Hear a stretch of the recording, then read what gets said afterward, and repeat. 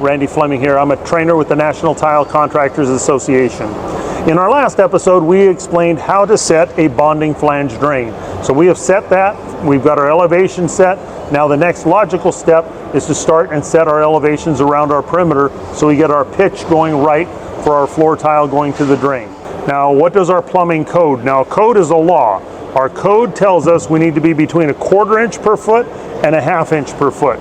That's our range we can be at. So for our math, our shortest distance is usually where I start.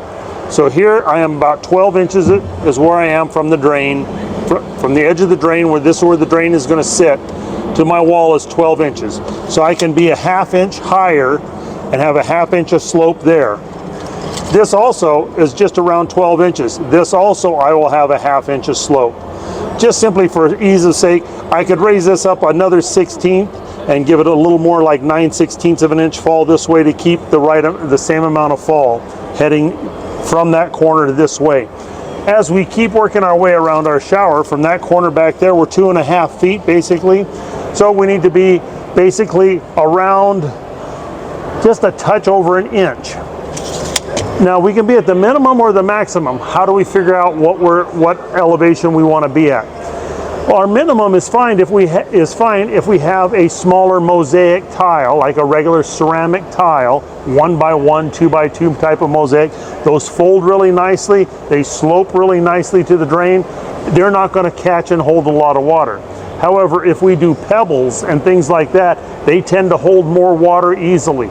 So how do we make sure that water goes to the drain? We increase our slope, but we still have to stay within building code. So we cannot exceed 1/2 inch per foot. So that's how we're going to go through and set our elevations. We'll set these both at 1/2. That will be like about 9/16 of an inch for the slope here. Here's 2.5 feet. We're going to be more like an inch because this pan is going to take a pebble mosaic on the floor. So we want to make sure we maximize our slope. Also, another thing is we are going to have our wall tile installed and our elevation around the perimeter, because our drain is not exactly centered, we're going to have differing elevations around the perimeter so that our pitch to the drain is the maximum amount we can have. So therefore, we're not going to be able to keep our perimeter level, and so our wall tile will go in first, our floor will go up against that, and then we'll have room for an expansion joint between the two. Okay, now for our elevations, what are we going to set? Our short distance here is going to be 1 foot, so we need 1/2 inch of fall. How do we determine that?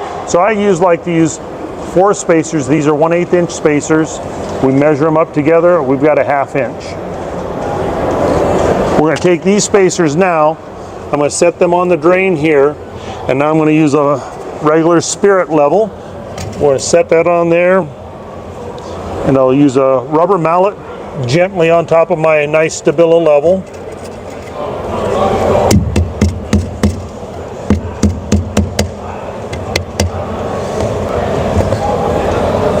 So with me being level there, now I've got 1/2 inch of fall from this spot down to my drain. I'm going to do the same thing on these other two now.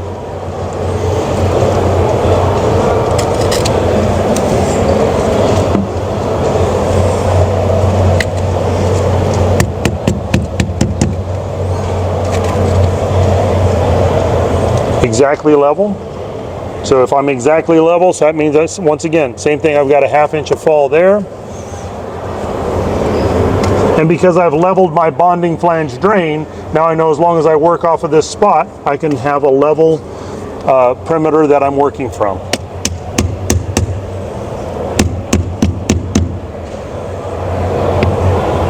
So once again, dead level, so now I know I've got exactly 1/2 inch fall from these 3 screeds here. Now we're going to get a little bit farther, so now we need to increase our height. So from this back corner, I'm just a little over 2 feet. So if I want to maintain it about 1/2 inch per foot, now I need 1 inch. So I'll need another 4 spacers on top of my original 4. So this is going to give me 1 inch of fall now. So now I'm going to use this. I'll move this to this side. I'll use a little bit longer. Actually, I think I can reach it with this one. There we go. Not too far off.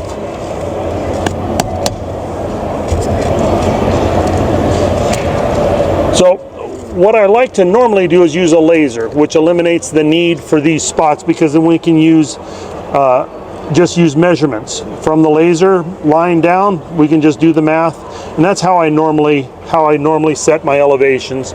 But for this case, I've got a nice set of levels here, so I will use a nice set of levels to float these and set my elevations based off of that. Just a touch more.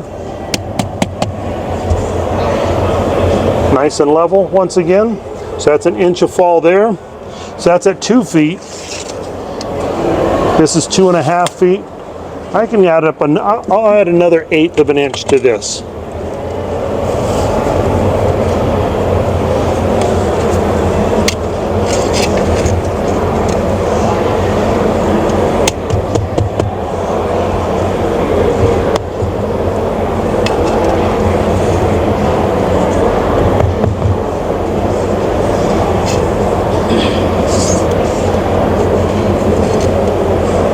Nice and level there. And this one we're a little bit less, so I'm going to take off a little bit of spacers. I'm just at 2 feet, so I can just be 1 inch of fall, which I'm going to lose 1 spacer. We're back to our same height, same amount, 1 inch of fall. Start from here.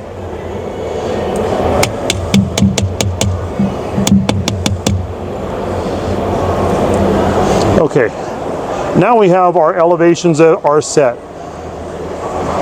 We now make sure that we have a 1/2 inch per foot fall through the majority of this floor, so that 1, we're within code, and 2, we're going to get the water that's on the pebble tiles that we're setting on this floor to make sure they don't hold and trap water, which then becomes a cleaning issue and a problem for keeping mold and mildew and things like that from growing in showers. If we leave water that stands on the floor, those things grow.